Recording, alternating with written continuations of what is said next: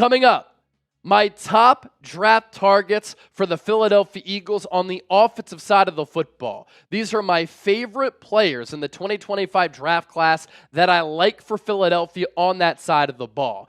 And let's begin at the quarterback spot. Of course, the Eagles are set at the quarterback position. Jalen Hurts is coming off a Super Bowl championship where he won Super Bowl MVP. He played his two best games in the 2024 season in the two biggest games, against the Commanders in the NFC Championship game, against the Kansas City Chiefs in Super Bowl 59. And when you look at the Eagles quarterback depth chart, I think Howie Roseman traded away Kenny Pickett partially because the Eagles as an organization, they really like Tanner McKee. So do I. I think at some point he can be a starter in this league.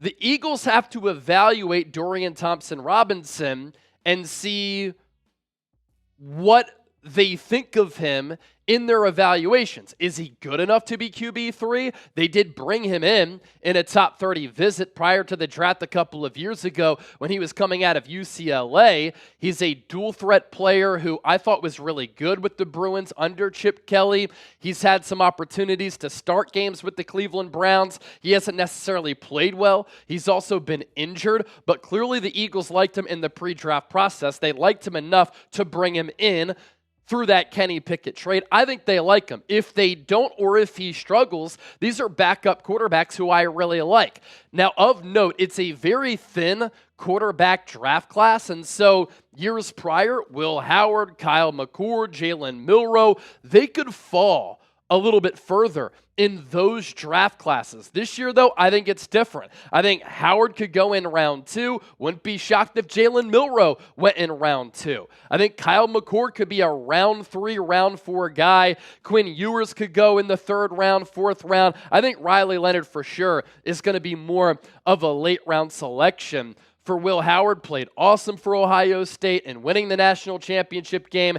Jalen Milroe's been tied to Philadelphia because of his relationship with Jalen Hurts and how the Eagles have been able to develop him, and Milroe has a similar skill set. Quinn Ewers played in some massive games at Texas throughout his college career, gets way too lazy with his footwork and mechanics, but I love the arm strength, and some of the highs were high, some of the lows were low. I worry about Riley Leonard throwing the football consistently, but he's a really talented runner, and the Eagles could look at him as a player who they could develop into a good passer. The most realistic player, I think, for the Eagles on this list, and the player that I like the most because of the realistic nature, is Kyle McCord. Will Howard actually replaced him at Ohio State, where I think Kyle McCord had to deal with some confidence issues. But he goes to Syracuse and he played awesome football. Completed 66% of his passes, nearly 4,800 yards, 37 total touchdowns to 12 picks. Has that gunslinger mentality. He's not very mobile, so that is a little bit of an issue for him in translating his game to the next level. But inside the pocket, he can be a surgeon and has good enough arm strength to push the ball downfield. As for the running back position, this is one of the deepest running back classes that I can remember in recent memory, and that's with both Penn State running backs going back to school in Kaytron Allen and Nicholas Singleton. Some running backs who I like for Philadelphia: Caleb Johnson out of Iowa, Cam Skattebo out of Arizona State, R.J. Harvey, Central Florida, Dylan Sampson, highly productive at Tennessee, and Jaden Blue. He ran so fast in the pre-draft process. He's a 4.2, 4.3 guy.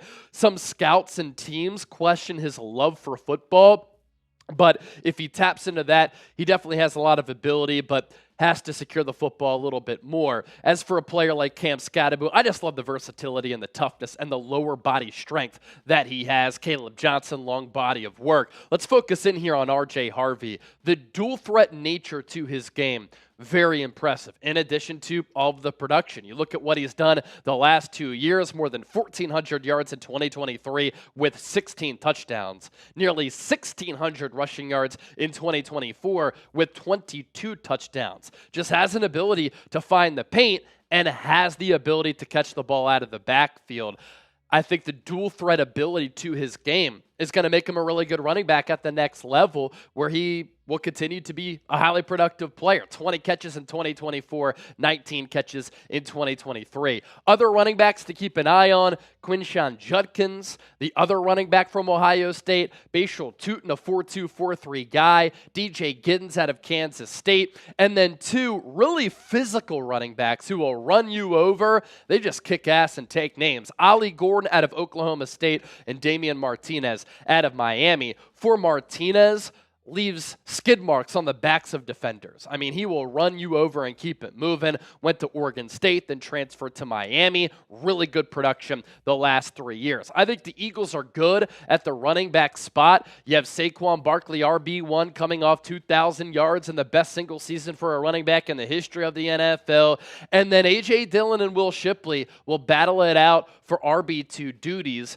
And I like the Eagles running back room here. Different types of styles for all of these different players. Ty Davis Price, a player who Philadelphia is high on, a former third-round pick out of LSU. Talented ball carrier, not good as a blocker and pass protection, and can't really catch the ball out of the backfield, which is why I think if the board falls the Eagles' way and they like a back day 2, day 3, I wouldn't be surprised if they took one. My guys at wide receiver for Philadelphia: Jaden Higgins, Iowa State; Alec Ayumanner out of Stanford; Kyle Williams, Washington State; Savion Williams, TCU; Tez Johnson, Oregon.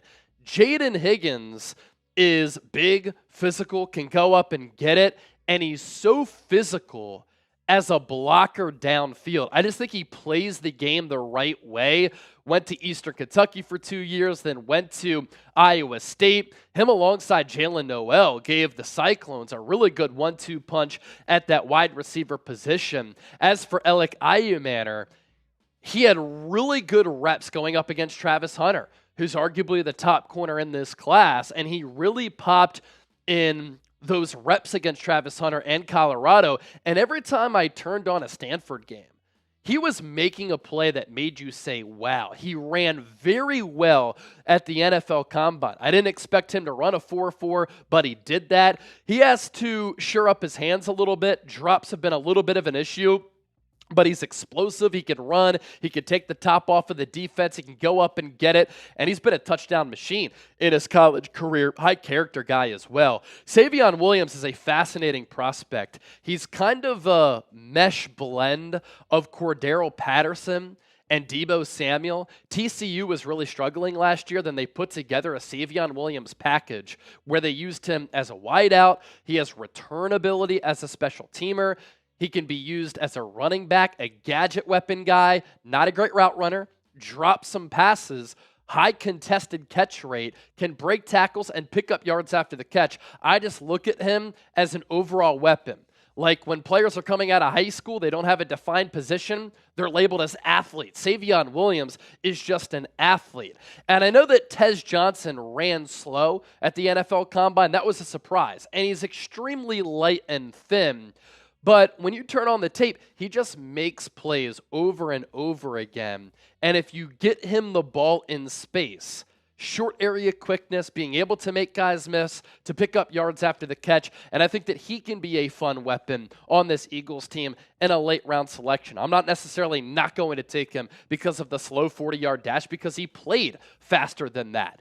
And wide receiver is an interesting position for Philadelphia, and I think it's one of those positions where you're never set. You can always add players. I think if Jahan Dotson got more opportunities, he could play in this league. Played very well in the playoffs when it mattered the most. And then A.J. Brown and Devontae Smith formed to be one of the top wide receiver duos in the National Football League. The Eagles did sign Terrace Marshall last week. Great video by producer Chip. I did a YouTube short on that. He's a former second-round pick and a member of that legendary 2019 LSU National Championship team led by Joe Burrow, where he had really good production that year. To the tight end position, we don't know what the future is for Dallas Goedert.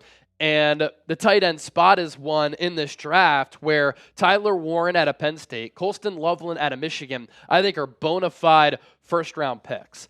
And they're the top two players at that position. There's a little bit of a drop-off, but this is also a deep tight end class headlined by Mason Taylor out of LSU. Elijah Arroyo is more of a seam-stretching tight end, but has good size, is very athletic. The Eagles met with Gunnar Helm at the NFL Combine out of Texas. Terrence Ferguson is a good player out of Oregon. And then of note, the Eagles hired Scott Loeffler as their quarterbacks coach. He was the head coach at Bowling Green, where Harold Fannin put together one of the best tight end seasons in the history of college football. I think Mason Taylor is a real target for the Eagles. I think his best football is ahead of him. 6'5", 251. Ran a sub 4.7, 40-yard dash. Nick Sirianni said this week what he looks for in tight end prospects: big, physical, athletic. Can they run? Mason Taylor checks all of those boxes, and he's an ascending player who's a natural mover, good catch radius, really good hands as a pass catcher. He can run the seam, track the ball. He's capable of an extended route tree. He needs to improve his technique as a blocker and overall route running, but I think that he can be a better pro as compared to what he did at LSU. Harold Fannin is a fascinating player. He's not that tall. He didn't run that fast, but my goodness, was he exceptional in 2024. You rarely see a tight end with 150 targets and 117 catches at the college level for 1,500 yards and 10 touchdowns. That entire offense for Bowling Green was built around Harold Fannin, and he showed up and showed out. And with Dallas Goedert, you think about what owner Jeffrey Lurie, general manager Howie Roseman, Nick Sirianni said at the NFL owners meetings. They talked about Goedert as if he's not going to be on the team in 2025. He's due $15+ million in cash. He has a cap hit of north of $11 million. He's paid a lot, top 5 highest paid tight end in football, but he's missed a lot of time, and he wants a new contract at 30 years old. So I'm just not sure, when you look at this Eagles tight end depth chart, that the Eagles look at him as being one of their core pieces for the future, and I think they could reset the organization to a certain degree financially, specifically at that tight end spot. You have Grant Calcaterra as a backup, Harrison Bryant, Kylan Granson signed as free agents. To the offensive line, we know Howie Roseman loves building in the trenches, and the Eagles could go offensive tackle at 32. I'd be a little bit surprised if they did that. So these players are more so day 2, day 3 players. Ariante Ursary, so experienced out of Minnesota. Charles Grant didn't start playing football until his junior year in high school. He was a wrestler. That nastiness shows on tape, but he's so gifted. Anthony Belton is a massive human being and specimen. Cameron Williams, I'd like to see him shed some weight, but he has tremendous size. And then Chase Lunt out of UConn, he's like 6'5", 6'6", just over 300 pounds, but so experienced at the college level. For Ursary, 3-year starter at left tackle, very powerful, doesn't really have natural bend, but he is a good fit in an outside zone scheme, 6'6", 331 pounds, and he moves very well. Long arms, 25 reps on the bench press. For Charles Grant, I'm just fascinated by the player here, and he fits kind of that small school developmental player who the Eagles could draft, develop, and then he turns into a stud. Everything is there for him to be a successful player at the NFL level. Needs to refine some things. Played at a smaller school, but 6'5", 311, long arms, 5'05", 40-yard dash, wrestler. I love that with my offensive lineman. Good technique for a small school guy. And while he played at a small school level, started 41 games in college. Has a tendency to hold, but Jeff Stoutland can figure that out. And then we shift to the interior offensive line. Gray Zabel out of North Dakota State can play any position along the offensive line. I think he's in play for the Eagles at 32. Tyler Booker didn't grade out well as far as the relative athletic score, but he's a really aggressive offensive lineman who will take your soul, and the college tape does not lie. Tate Ratledge out of Georgia, we're going to talk about him coming up. Jared Wilson, Eagles liked him in the pre-draft process. He's a stout interior offensive lineman. And then a mid to late round guy who can play along the interior is Jackson Slater out of Sacramento State. Tate Ratledge, interviewed him at the NFL Combine. Great personality, a part of that Georgia Bulldog pipeline. Very good production and tape along the interior offensive line for Georgia. Graded out very well. Overall PFF grade, pass blocking grade, run blocking grade. Only gave up 1 sack last year. Had 2 penalties. ran very well at the NFL Combine as well. And I think that he could be a plug-and-play starter at the NFL level and fits the mold for what the Eagles look for in interior offensive linemen. The Eagles still have, I believe, a top 5 offensive line in football. Losing Mekhi Becton will hurt. We'll see if Tyler Steen can step into that role. Jason Kelce and myself, we both acknowledge he has to be a little bit more consistent as part of that C.J. Gardner-Johnson trade. The Eagles brought in Kenyon Green, who's a former top 15 pick by the Houston Texans. He's been one of the lowest graded guards in football since starting his career, but the ability is there, and you already know that Jeff Stoutland had some say in bringing him in. I want to round out with this on the offensive side of the football specifically. The Eagles are in a position offensively where these players who they draft are not in a pinch to play right away. And as of right now, let's say Dallas Goedert returns in 2025. That's 10 of 11 starters who won the Super Bowl who will be on this roster and starting for the Eagles here in 2025. If you trade Dallas Goedert, you release him, then that's 9 of 11 starters who come back to Philadelphia. Point here being they're in a very good spot on that side of the football looking ahead to this upcoming season. With that, I ask you this, don't be shy, tell us, who is an offensive player that you love for the Philadelphia Eagles? Those are my guys. Who are your guys? Let me know down below.